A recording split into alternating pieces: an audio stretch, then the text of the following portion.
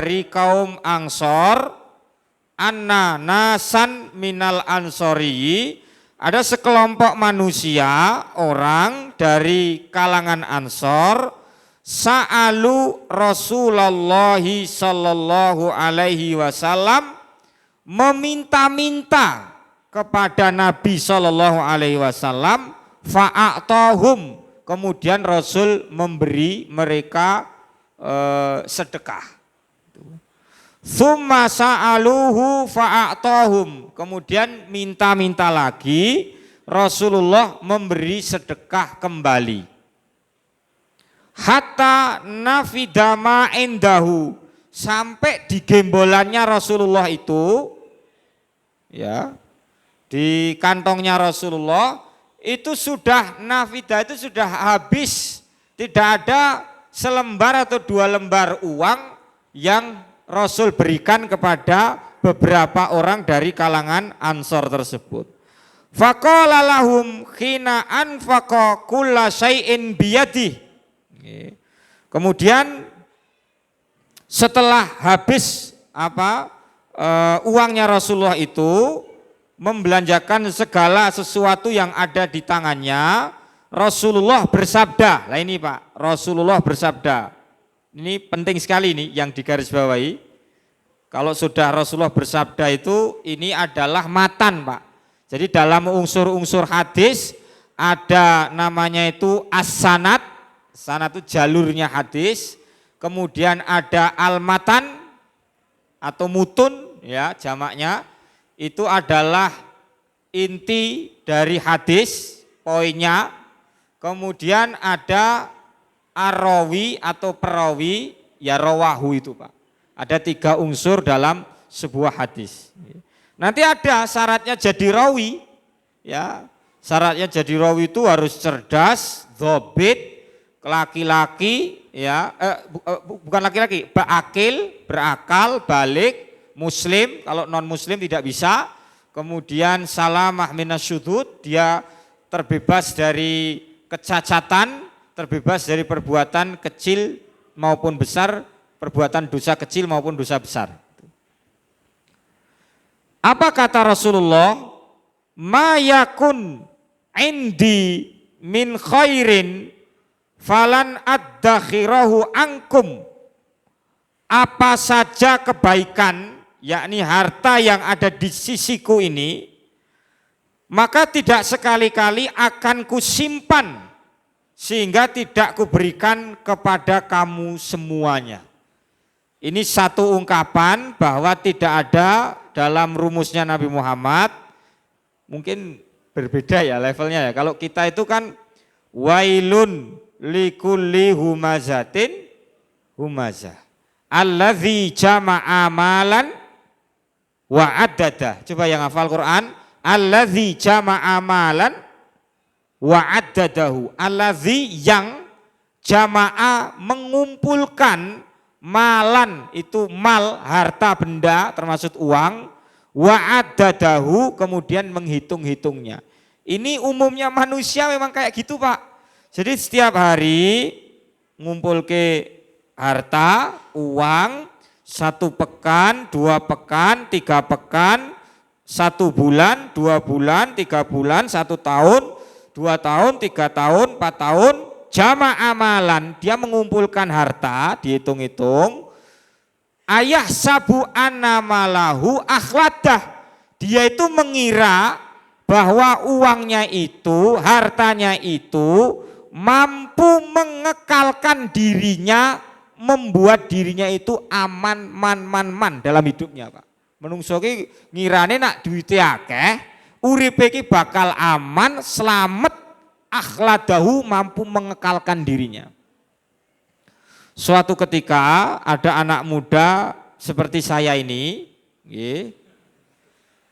umurnya ya 30-an, dia hidupnya hemat pangkal kaya Pak prinsipnya. Berakit-rakit ke hulu, berenang-renang ke tepian, bersakit-sakit dahulu, baru kemudian bersenang-senang. Itu prinsip dari seorang konon anak muda gitu. Ini cerita aja di medsos, di berbagai Instagram Islam itu kan di-share di mana-mana. Tapi beda loh Pak, kalau orang sekarang kan bersakit-sakit dahulu, orang sekarang bersenang-senang dahulu, baru kemudian bersakit-sakit, bersusah-susah. Saiki wong kan modelnya kredit ya, senang dulu di depan, tapi kemudian ya rekoso di belakang. Ya tapi itulah pergeseran era nggih Pak nggih. Nah, anak muda ini mengira dengan uangnya nanti dia itu kekal, selamat, aman, man. Duitnya dikumpulke Pak, terus dikumpulkan sampai usia 60 tahun, ngumpul hartanya itu 2 miliar bayangkan. Jadi dari dulu ndak punya apa-apa, setelah 60 tahun, usia di angka 60 tahun, dia punya duit 2 miliar. Tapi qadarullah, sebelum dia meninggal dunia, dia jatuh sakit dan membutuhkan biaya 2,5 miliar Pak. Jadi ini gambaran ternyata bahwa apa yang dikira manusia bisa menyelamatkan dirinya ternyata tidak bisa. Hari apa ya, hari Allahumma sholli ala Muhammad. Hari Jumat kalau enggak salah. Apa hari Sabtu Pak. Isra Mi'raj itu hari Sabtu nggih. Di hari Sabtu itu tetangga saya mungkin di sini ada yang kenal namanya Mbah Darmi, almarhum Mbah Darmi. Waktu saya takziah ke tempat beliau, saya juga sholat jenazah, apa itu, papannya saya buka, tapi sayang wajahnya tertutup kain kafan itu. Tapi pendek kata saya hanya ingin melihat wajah beliau, nanti di hadis nomor 27 ada. Ya. Terus kemudian saya sholat duha, baca takbir pertama Fatihah, takbir kedua sholawat Nabi. Di takbir ketiga Pak, itu saya sholat itu sambil berinang air mata, karena ketika saya membaca Allahumma gfir laha warhamha, Allahumma gfir laha warhamha, itu saya menengok ke flashback ke belakang. Mbah Darmi itu seorang wanita yang tangguh, ujan drese kaya ngopo, dia tetap berusaha ke masjid Pak. Udan kaya ngopo dia tetap pengajian, melaku, walah itik, dia enggak bisa numpak pit ontel Bu ya. Jangan sepeda brompit motor itu, beliau itu tidak bisa naik pit ontel, tapi jauh loh, itu lumayan jauh, rumahnya enggak deket, lumayan jauh ke Masjid Al-Huda Pandean, terus-terusan sampai Pak Lurah di tempat saya itu berikrar bahwa fulana ini orang baik. Saya mikirnya kebaikan beliau gitu. Terus di takbir keempat saya membaca doa Allahumma la tahrimna ajroha wa la tahftinna ba'daha waghfir lana walaha. Saya ulang-ulang itu, terus saya mikir ini memang betul luar biasa. Itu dulu kata istri saya loh ya. Pas waktu kumpulan PKK, mbah pun mbah, jangan betul saya urunan mbah. Ora aku melu urunan. Jadi ketika pengajian kelompoknya gitu, karpe bapak ibu yang lain baik gitu, supaya mbak ndak usah ikut iuran untuk katakanlah sodakoh at-imah wal asyribah, tapi beliau itu ya tetap pengen mendorong, pengen berjuang, wa mimma rozaqnahum yunfikun Pak, luar biasa. Inilah saya kira poin dari surat Al-Humazah tadi. Ternyata orang mati juga datang kita lahir itu fuqara dan akan kembali kepada Allah dengan kondisi fuqara, tidak bawa apa-apa juga. Jadi Rasulullah itu seperti itu, tidak ada istilahnya duit mampir di sakunya sampai barangkali punya deposito berlipat-lipat, itu tidak ada. Jadi bisa ditengok dalam sejarah Rasulullah meninggalkan apa? Hasan al-Banna, mursyid sekaligus pendiri sebuah jamaah muslim terbesar di dunia ini, muslim besar di dunia ini, itu juga sama. Ketika meninggal tidak punya harta warisan apa-apa. Saya dengar-dengar dari teman saya yang orang ikhwan itu, katanya Albana itu matinya itu hanya meninggalkan tasbih, satu butir tasbih, kemudian meninggalkan harta 6 pon Pak. 6 pon itu ya kalau zaman dulu ini 6 jutaan zaman sekarang kali ya. 6 pon, tapi kan ukuran zaman dulu. Ya, hanya ninggalkan segitu hartanya Hasan Albana atau Al-Imam Asy-Syahid Hasan Albana itu. Wa may yasta'fif yu'iffuhullah. Wa may yasta'fif yu'iffuhullah. Barang siapa yang ista'fif itu dia menjaga diri dari meminta-minta, maka Allah Subhanahu wa taala akan mencukupkannya. Jadi siapa saja, tapi ini nanti lain dengan orang yang melakukan fundraising ya. Di tempat kami ada bapak yang luar biasa, namanya Pak Badarudin. Ya. Saya waktu melayat itu ada keranda dorong itu loh Pak. Ini dari siapa ini?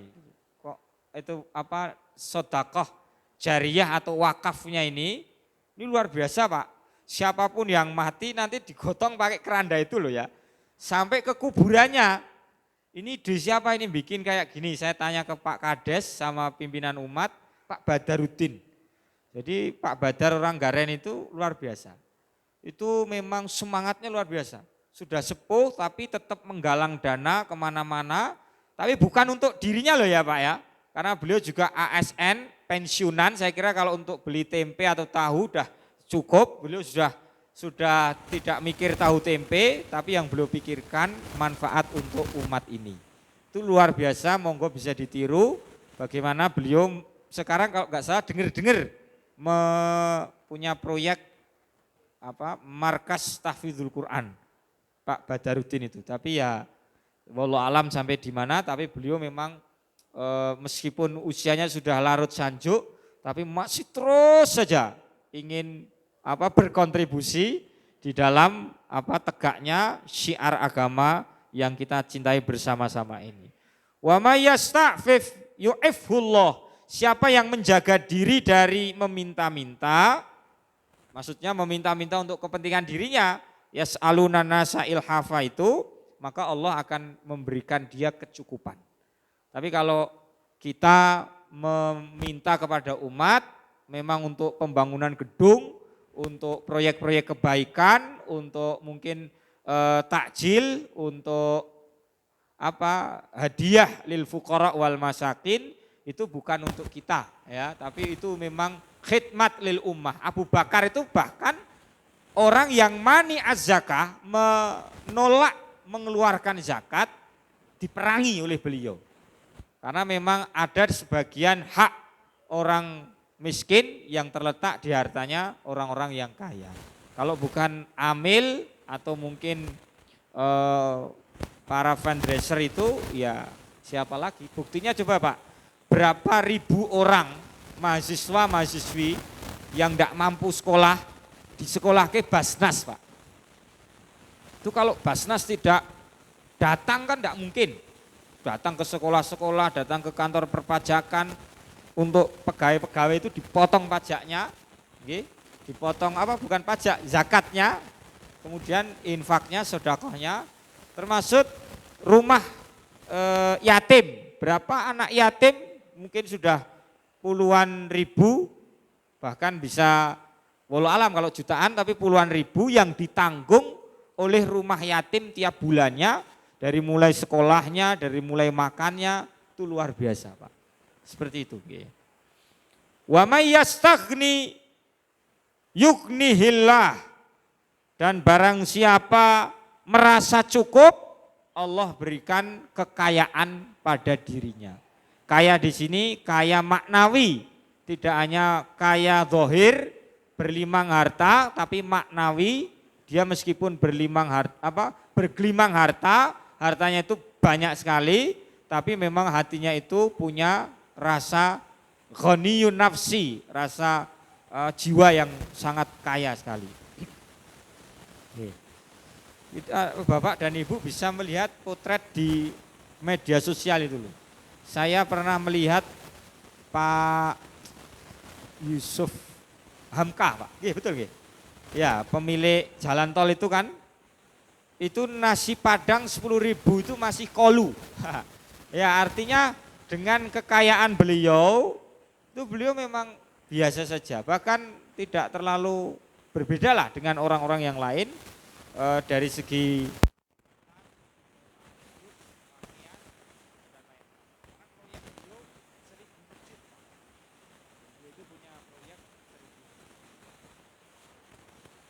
wa mayyatasobbar. Nah ini yang berkaitan dengan sabar. Wa mayyatasobbar yusabbirhullah, dan barang siapa yang berlaku sabar, maka Allah akan mengaruniai dalam jiwa orang itu kesabaran. Sabar itu mahal sekali harganya.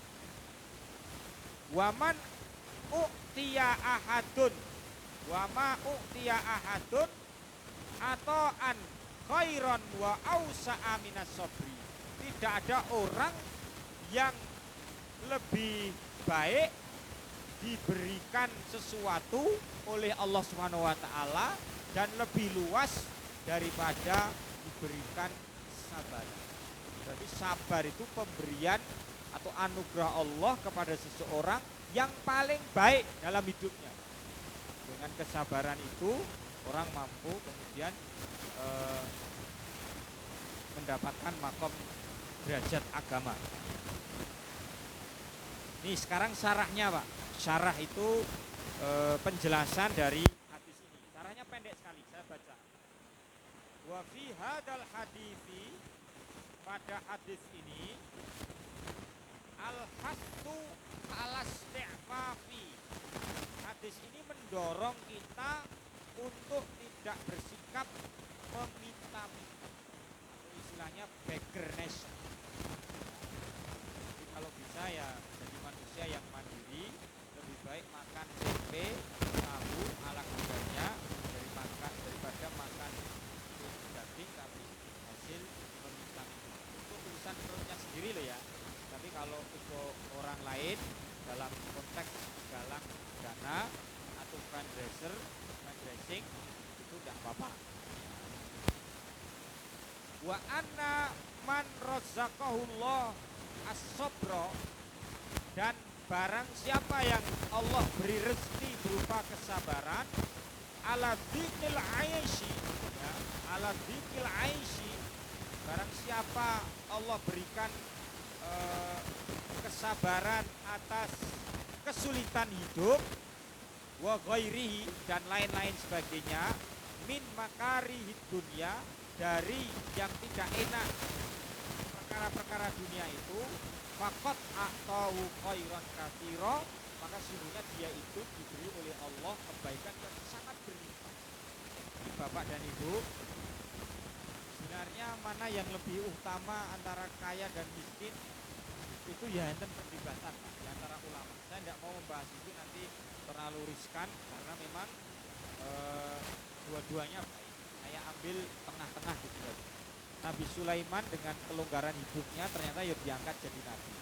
Nabi Ayub dengan himpitan kesengsaraan hidupnya, buktinya juga diangkat jadi nabi. Jadi makomul ghani, makomnya orang kaya itu bisa mencapai margotillah dengan kekayaannya itu, tapi makomul fakri, makom kefakiran, dengan kefakirannya itu juga mampu mencapai apa Bu? Mardotillah atau keridhaan Allah Subhanahu wa taala. Ini hadis ke-26. Sekarang hadis ke-27 yang sudah pada hafal semuanya. An Abi Yahya Syuhaib bin Sinani atau Ibnu Sinani radhiyallahu anhu qala Rasulullah sallallahu alaihi wasallam. Ini hadis ini riwayat Muslim. Ajaban li amril mu'mini, amat mengherankan sekali perkaranya orang mukmin itu. anna amrohu kullahu lahu khair. Semua urusannya orang mukmin baginya itu sebuah kebaikan. Wong mukmin kuwi urusane apa wae kok entuk kebaikan gitu loh. Luar biasanya orang mukmin. Bagaimana Pak kebaikannya orang mukmin itu? In asobathu sarra'u syakara fakana khairan lahu wa in asobathu dharra'u sabara fakana khairan lahu. Seorang mukmin itu kalau ditimpa musibah, mohon maaf, sarra itu ditimpa kegembiraan, kesenangan, nikmat, dia langsung bersyukur. Kayak urip longgar, punya kelonggaran, uangnya berlimpah, hartanya berlimpah, sehat walafiat, syukur.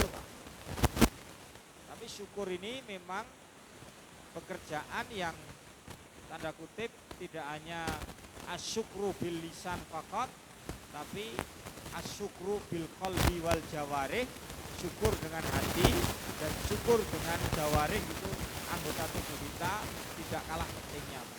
Memang kita ya seperti anak-anak kita yang kecil-kecil ini kan subhanallah, alhamdulillah itu, walhamdulillah itu artinya ya diperbanyak kasratu tahmid ya wa kalimati syukri ilallah, kita perbanyak hamdalah, membaca kalimat syukur kepada Allah Subhanahu wa taala, karena memang kalau kita menghitung-hitung nikmat Allah, kita tidak akan pernah bisa menghitung dengan angka maupun bilangan berapapun. Miliar, 2 miliar, 1 triliun, 2 triliun tidak akan mampu untuk menghitung nikmat Allah yang Allah berikan pada kita.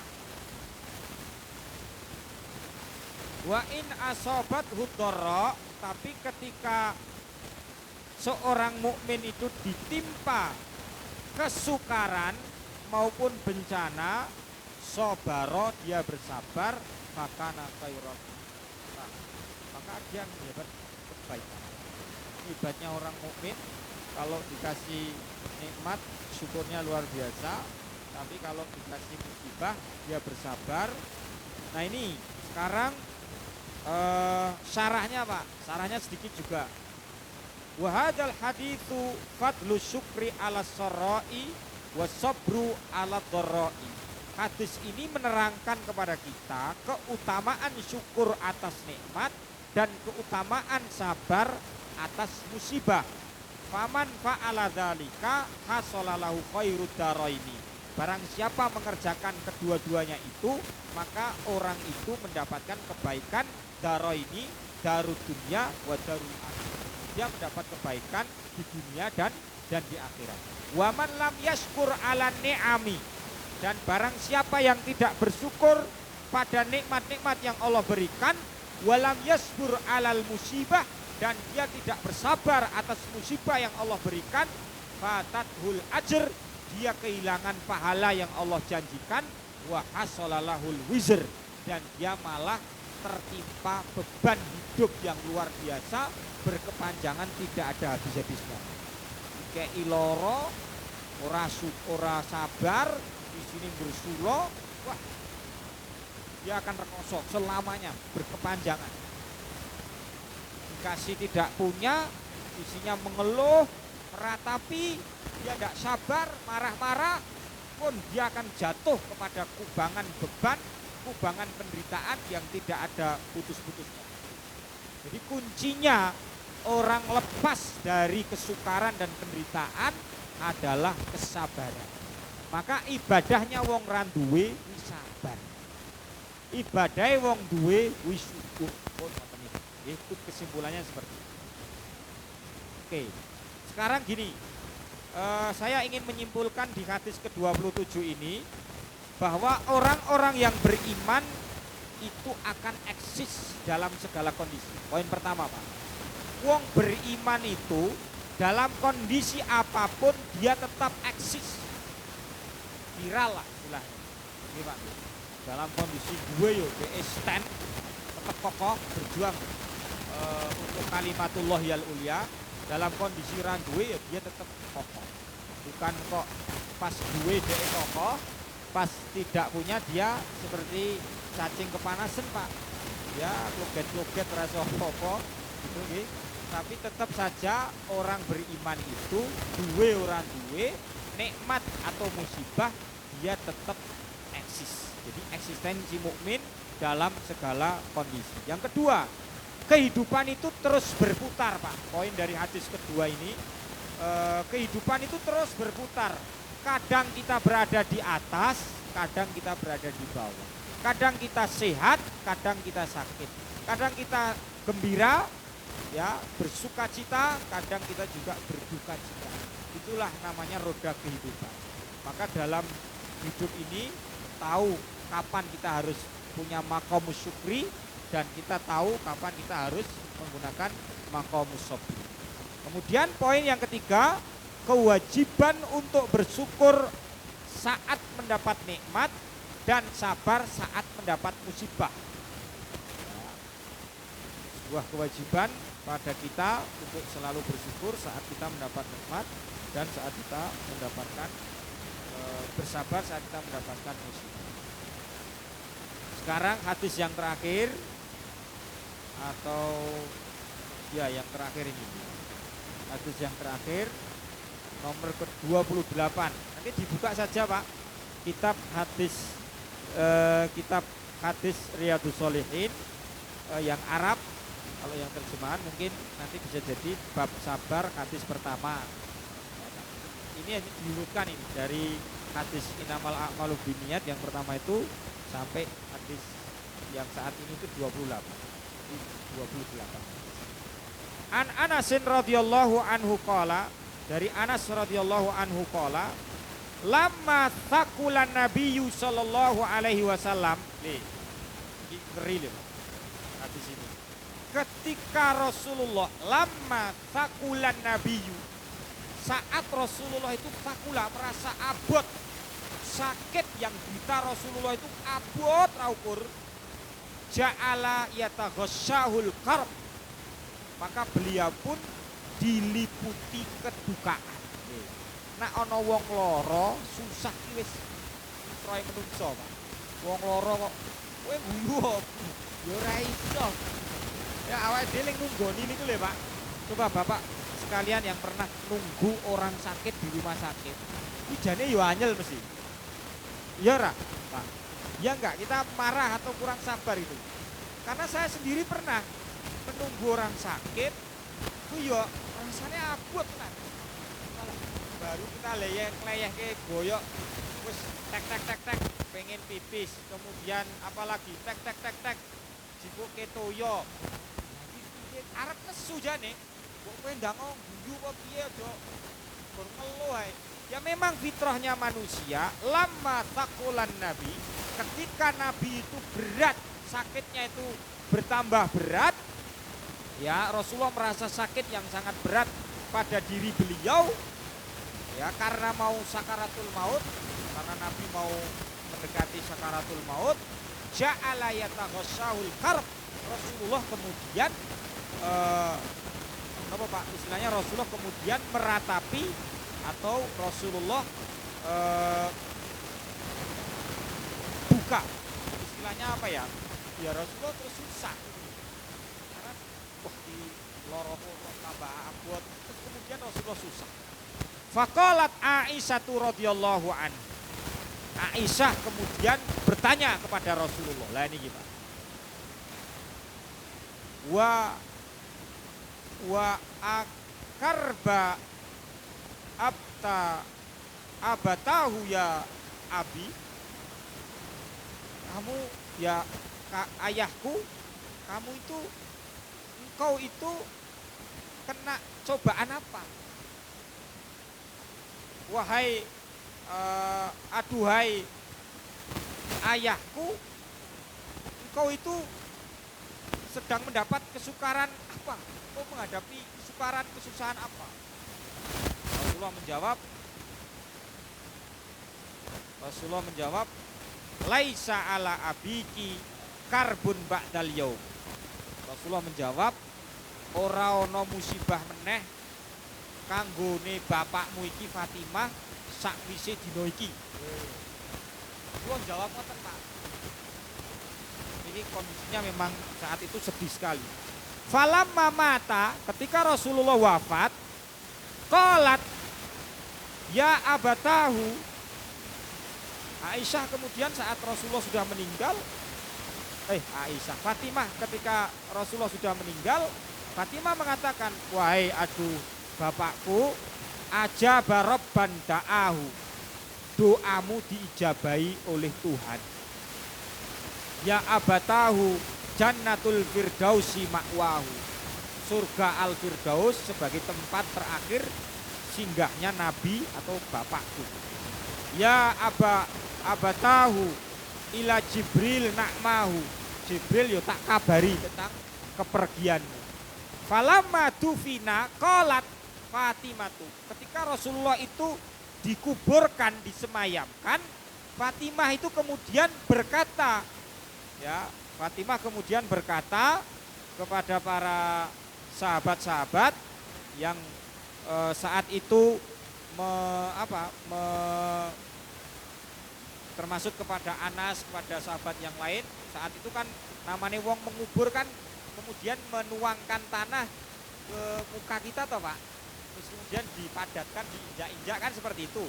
Nah, falamma dufina, ketika Nabi itu dimakamkan, Fatimah ini ngendikan, atobat angfusakum, kok jiwa-jiwamu, atimu yuk do tegomu toh, kok do tego anta hussu ala Rasulillahi sallallahu alaihi wasallam aturoba, nguruki Rasulullah dengan tanah. Tangleti kaliyah Fatimah ngoten niku. Kemudian di hadal hadis sebenarnya para sahabat meskipun ketoke menguburkan Rasulullah, tapi hati mereka tidak bisa dipungkiri sedihnya luar biasa. Karena itu memang perintah Rasulullah. Ketika Rasulullah nanti sebelum Rasulullah wafat, Rasulullah sudah memberi wasiat, nanti aku dikubur, aku disolati kan gitu kan. Jadi ketika Rasulullah itu sakit itu, jadi iki yo sahabat iki ngerti Rasulullah iki kok lorone nemen gitu.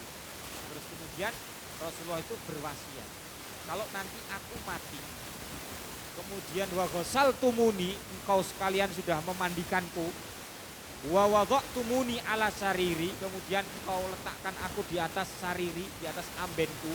Jadi mungkin jenazah Rasulullah itu kalau sudah dimandikan, taruh di di atas ambenku, ya, wa kafantumuni wa ghasaltumuni wa wada'tumuni ala sariri, kamu sudah memandikanku, mengkafaniku, engko aku kok jenazahku, tubuhku letak kok di atas ambenku.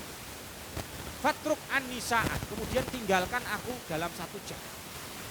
Jadi Rasulullah meminta, aku meninggal, sudah kamu kafani, sudah kamu mandikan, kamu letakkan aku di ambenku, aku tinggalan sejam. Sahabat bertanya, gerangan apa ya Rasul, kok harus ditinggal 1 jam? Awwalu man shalla alayya khalili wa jalisi Jibril, karena yang akan menyolatanku pertama kali adalah kekasihku dan teman yang selalu membersamaiku, namanya Jibril. Jadi nanti Jibril menyolati jenazah Nabi. Baru setelah itu Mikail, Israil, kemudian al-malaikat ma'ajunudin, selama 1 jam malaikat berbondong-bondong, gentenan siji-siji, daurian, ya, berganti-ganti malaikat menyolati jenazah Nabi Shallallahu alaihi wasallam. Sampai pada setelah selesai 1 jam, baru kemudian para sahabat-sahabat gentenan 1 jam, wala ya ummuhu ahad, dan tidak ada satupun yang mengimami jenazah Rasulullah SAW. Jadi ini memang luar biasa Pak. Istilahnya kalau soal Nabi itu ya ceritanya luar biasa. Tapi ini sudah adzan gitu. Tak baca syarahnya dulu aja. Yang terakhir syarahnya. Allahumma sholli ala Jawazu at-tawajjuh lil mayyit inda istighdarihi. Diperbolehkan Pak, kita itu merasa sedih, ya, merasa sedih, hatinya susah ketika melihat orang sakaratul maut. Jadi menawi nggoni wong lara ki ya oleh bersedih hati. Ya. Terus kemudian wa annahu laisa minan niyahah, itu tidak merupakan ratapan, Pak. Yang dilarang itu meratapi. Tapi kalau mukanya sedih ya wis wajar, wong keluargane loro kok kon prengas-prengas ya enggak mungkin. Dia bersedih itu wajar. Wa munasabat iradihi tiba bisobri. Jadi ini semuanya masuk pada kaidah babus sobri, kemudian ridho kepada nasibnya itu. Nah, jawabannya Rasulullah tadi loh, Pak.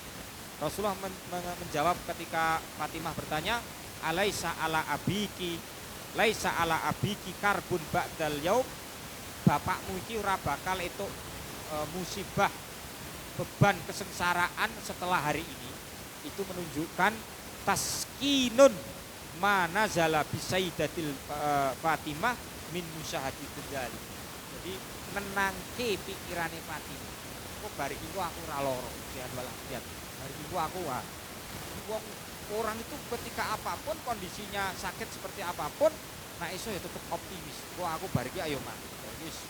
Wis ora ono musibah meneh berat lagi dah. Jadi Bapak dan Ibu, kesimpulannya dari dua hadis ini, ternyata hadis yang saya janjikan kepada Bapak Ibu tadi tentang kematian tadi, ya di hadis kedua ini mungkin ketiga ini. Dari ketiga hadis ini pentingnya sabar, Pak, Bapak Ibu sekalian.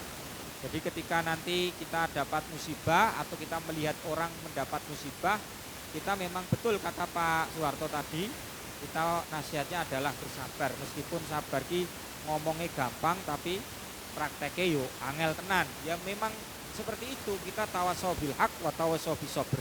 Intinya Bapak, Ibu sekalian, ketika saya ngisi pengajian di sini, jangan lihat posisi saya. Bapak dan Ibu tidak boleh melihat status saya. Kalau Bapak dan Ibu melihat status saya, mesti engko nyepeleke aku. Karena saya bukan siapa-siapa. Saya abdun fakirun, hamba yang fakir amamallah, abdun mamluun bidzunub wal ma'asi. Saya hamba yang banyak dosa dan salah dan berharap magfirah dan ampunan Allah.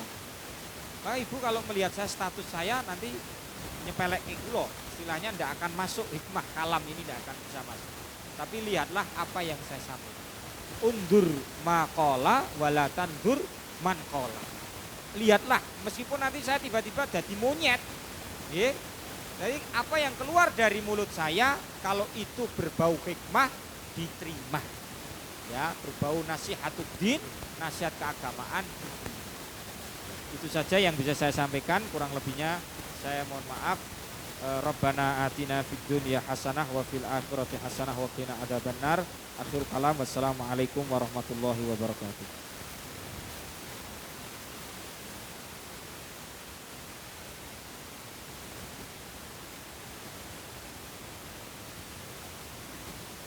Syukron, jazakallah khair, Bapak Ustaz Thariq Aziz Kusuma mengenai sabar.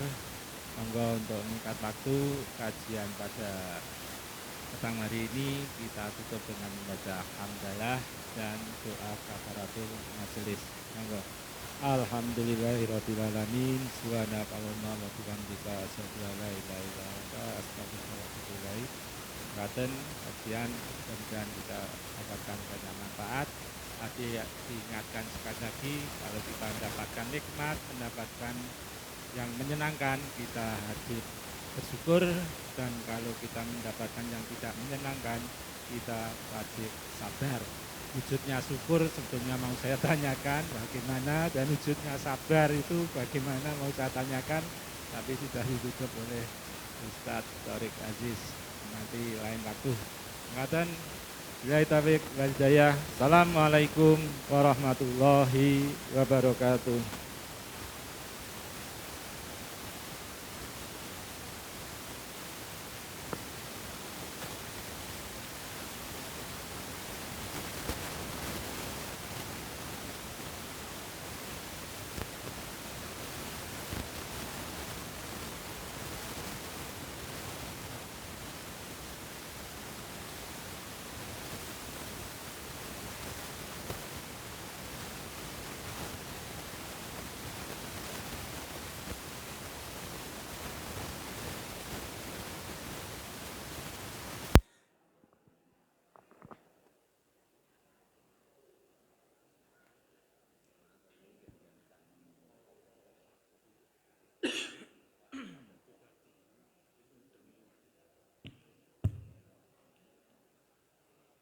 الله أكبر الله أكبر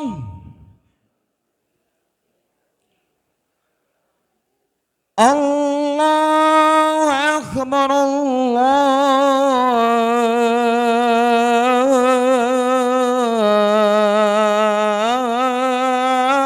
الله أكبر